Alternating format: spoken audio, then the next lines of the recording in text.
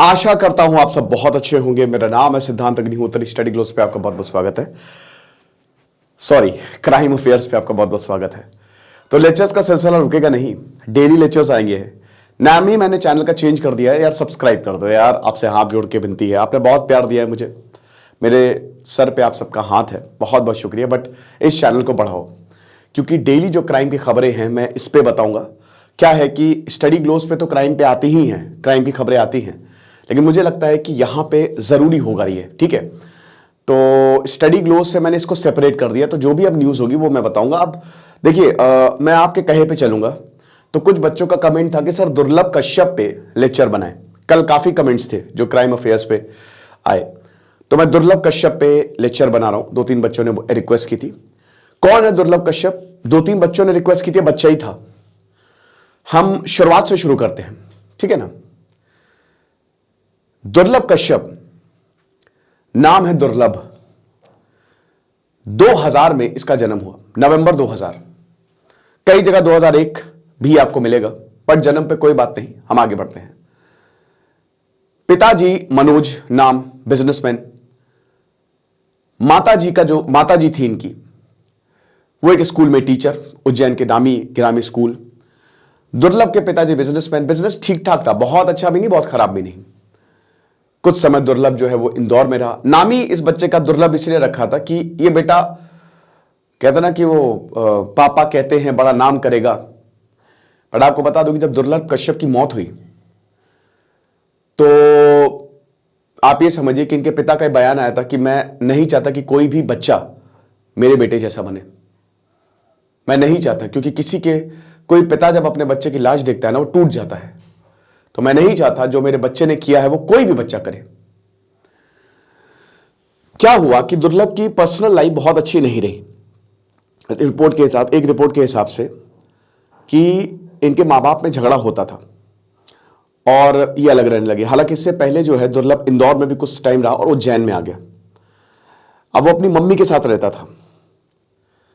अब यहां पे एक बड़े नामी गिरामी स्कूल में दुर्लभ का, उज्जैन महाकाल की धरती, तो दाखिला कराया यहां पे।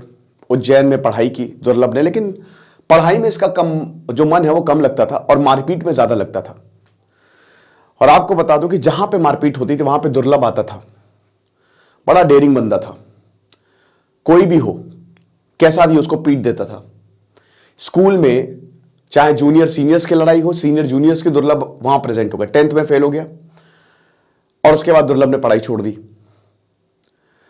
अब दुर्लभ स्कूल में इतना पॉपुलर हो गया था कि आप ये समझिए कि वो स्कूल में जो झगड़े होते थे, और अगर अगल बगल भी झगड़े होते तो उसका निपटारा करने लगा।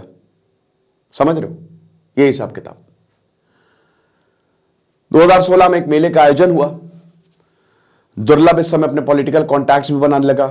जो वहां के एरिया के गुंडे थे उनसे बात करने लगा, और यहां पे उसने वो आयोजन करवाया। काफी लोगों से मुलाकात हुई, और इस समय तक दुर्लभ का मन जो था, उसने यही सोचा कि भाई बहुत हो गया, एक गैंग बनाते हैं। तो दुर्लभ ने जो है वो रिक्रूटमेंट शुरू की 2016 आते आते। 16 साल का बच्चा था। अब इसके गैंग में जो थे, सबसे बड़ी बात, सब नाबालिग। एक इतना छोटा सा बच्चा, जब आप तस्वीरों में देखेंगे इतना छोटा सा बच्चा हमको देखने को मिल रहा है। मेरे ख्याल में उसकी उम्र 12-13 साल होगी। और दुर्लभ इसलिए फेमस था ना, क्योंकि ये इसका जो स्टाइल था बड़ा अलग था।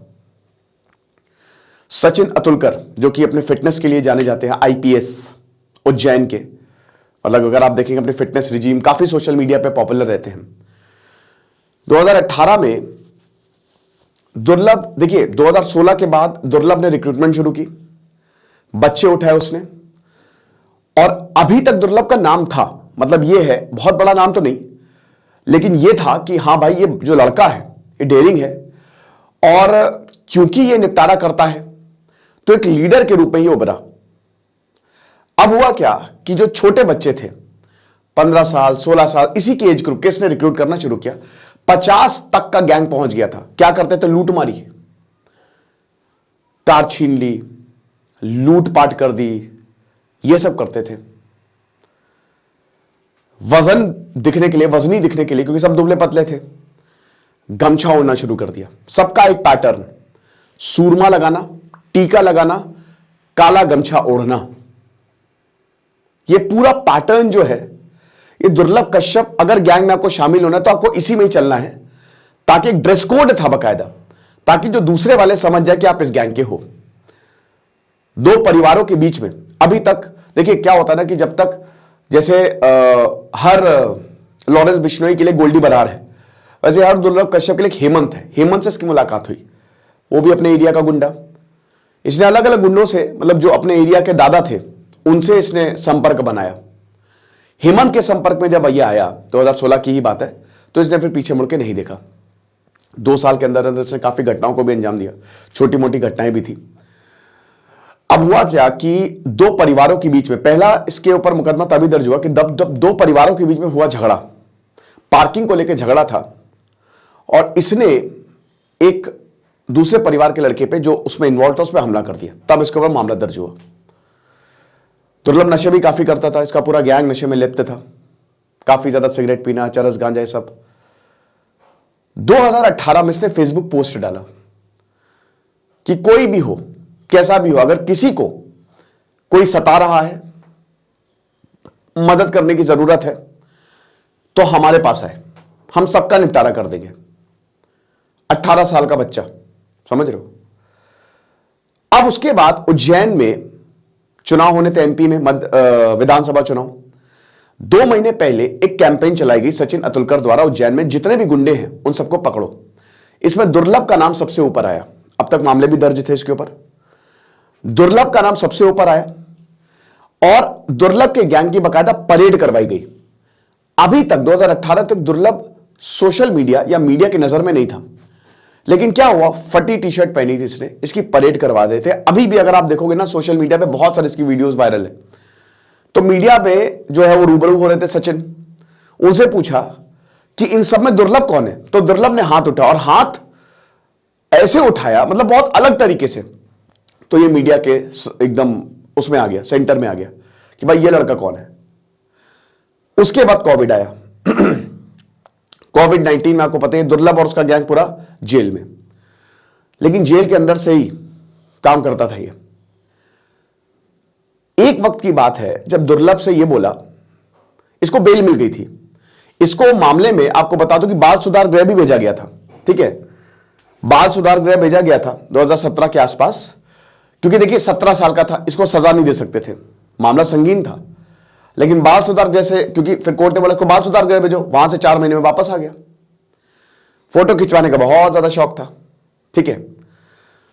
तो इसको सचिन अतुलकर आईपीएस ने बोला था कि बेटा अगर तुम बाहर गए तो मार दिए जाओगे, क्योंकि तुमने इतने दुश्मन पाल लिए हैं कि वो तुमको छोड़ेंगे नहीं, खत्म कर देंगे तुमको, तो बेटर है कि जेल में रहो। तो बेल मिलने के बावजूद ही जेल में रहा। अब आया कोविड 2020 में। अब जब कोविड आया तो भाई कोविड में क्या ये डिसीजन लिया गया कि भाई जेल में, फर्जी जेल नहीं, जिनको बेल मिल गई है वो निकले। दुर्लभ को बेल मिल गई थी, अब इनको उज्जैन आना पड़ा, ये अपने मम्मी के घर आ गए उज्जैन में। अब क्या हुआ कि अब इसने सोचा कि नशा छोड़ो, बिजनेस पे फोकस करते हैं। 5 सितंबर की बात है 2020। ये समझिए कि इसने, मतलब ये था कि रात के 1:30 बजे थे, और कोविड जब ये घर आया तो भी इसका वही कि खूब पार्टी करता था, इधर उधर निकल जाता था। आप बोलेंगे सर लॉकडाउन, क्या ही लॉकडाउन भाई, पैसे वालों के लिए, गुंडों के लिए क्या लॉकडाउन, आप समझ ही सकते हैं। पार्टी वार्टी करता था बढ़िया। तो 5 सितंबर को रात में 1:30 बजे चाय पीने की तलब मची, तो इनके दोस्त ने बोला कि भाई काम करते हैं, यहां हिलारी इलाका है ना, हिलवारी, वहां पे चलते, बहुत बढ़िया चाय बनाता है, वहां चले गए लोग। अब जब वहां गए तो रिपोर्ट के हिसाब से एक गैंग था, केकेसी, कुत्ती कमीनी चीज। कुछ जगह बोला जाता है कि इस गैंग का लीडर रमीज था। एक रिपोर्ट में मैं देख रहा था उस गैंग का लीडर शाहनवाज था, ठीक है। 10-12 लोग थे उस गैंग में उस समय, और इधर दुर्लभ के साथ 4-5 ही थे। बैठ के चाय पी रहा था वो गैंग सामने, नजर पड़ गई दोनों की एक साथ, दोनों में भी कुछ बहसबाजी हुई। एक लड़का था वहां पे भूरा, बहसबाजी हो गई। बहसबाजी में दोनों लड़ गए। दुर्लभ ने निकाली गोली, चला दी। अब जैसे ये हुआ, भाई देखो ये खाली 5 लोग थे और वो भी कोई नाबालिग, बहुत ज्यादा वो लोग मंझे वो खिलाड़ी थे, और 10-12 लोग थे। उन्होंने निकाला चाकू और मारना शुरू कर दिया। तो दुर्लभ के जो गैंग वाले थे वो भाग गए, अकेला दुर्लभ बचा। कुछ देर बाद पुलिस आई। ऐसा बोला जाता कि जो चाय की टपरी पे था मालिक, उसने बोला कि इसको मार दो जान से, ठीक है, क्योंकि इसका उत्पाद बहुत ज्यादा था, तो इसको मार दो। वो आपने गैंग्स ऑफ वसेपुर देखे ना, जैसे परपेंडिकुलर था वैसे ही, तो मार दिया। जब पुलिस आई तो दुर्लभ की लाश पड़ी हुई थी। अब ऐसा कहा जाता है कि इतनी बेरहमी से मारा था, 40 बार चाकुओं से हमला किया था दुर्लभ पे, पूरी बॉडी को छेद दिया था। यह हुआ 20 साल का भी पूरा नहीं हो पाया था और इसको मार दिया गया नवंबर में। तो 19 साल की उम्र में ही वॉज डेड। तो आप समझ सकते हो कि वो जिस जिंदगी के लिए वो ये कर रहा था, वो जिंदगी कभी जी ही नहीं पाया। और ऐसे ही था, यही बोला था एसपी ने, एसपी सचिन अतुलकर ने, कि बेटा अगर तू बाहर निकले तो तुम मार दिए जाओगे। एग्जैक्टली यही हुआ। तो जिन लोगों को ये फील्ड बड़ी अच्छी लगती है, उनके लिए बस एक ही गोली है, या किसी गैंग वॉर में मारे जाओगे। जॉनी लीवर बता रहे थे कि मैं जिस बस्ती में था, मैं अगर एक्टर नहीं होता मैं गुंडा बनता, क्योंकि मेरे यहां ये आम बात थी जहां मैं रहता था। किसी को जान से मारना, अतड़ियां पड़ी हुई है, दिल पड़ा हुआ है, हाथ कट के पड़ा हुआ है, ये सब आम बात थी। मेरा बाप गुंडा था, जॉनी लीवर बताते हैं, मुझे बहुत मारता था। 13 साल की उम्र में मैं मरने चला गया था ट्रैक पे, लेकिन फिर जैसे ही ट्रेन आई तो मैंने अपनी बहनों का नजर, जो बहनों की मेरी शक्ल है वो सामने आ गई, मैं वहां से निकल गया। जो जॉनी लीवर बताते हैं कि एक गुंडा था बहुत बड़ा, तो उसके साथ मैं गया, ठीक है, और बहुत सेवा कर रहा था मैं, 10-11 साल का था उसकी। तो रात में एकदम से वो घबरा के उठा, तो जॉनी लीवर ने बोला क्या हुआ? तो उसने बोला कि बेटा मैं ऐसे ही हूं, मुझे रात में नींद नहीं आती, मैंने बहुत गलत काम किया, मुझे लगता है कि मुझे कोई मार देगा, कुछ भी करना बेटा, ये काम मत करना, यहां से निकल जाओ। जॉनी लीवर वहां से निकल गए और एक्टर बन गए, महान एक्टर बन गए, महान कॉमेडियन बन गए। इनफैक्ट दुर्लभ मरकर भी जिंदा है। सोशल मीडिया अकाउंट्स पे आज भी उसकी रील्स चलती हैं। कुछ लोग तो उसे इंस्पायर हैं। उज्जैन में 2 चौकीदारों की हत्या की, तो जिसने हत्या की उसने बोला कि मैं दुर्लभ कश्यप बनना चाहता हूं। मुझे लगता है सरकार को इन सोशल मीडिया अकाउंट्स को बैन करना चाहिए, जिसमें गैंगस्टर या इस तरीके से ग्लोरीफाई किया जाता है। पता नहीं सरकार इस पर कदम क्यों नहीं ले रही है। तो ये कहानी थी दुर्लभ कश्यप की। अब आप बताइए कौन सी कहानी आप सुनना चाहेंगे, कमेंट बॉक्स में भर दीजिए। आप जो बोलेंगे मैं उससे पहले लेक्चर ले आऊंगा। खुश रहिए, पढ़ते रहिए। दिस इज सिद्धांत अग्निहोत्री साइनिंग ऑफ।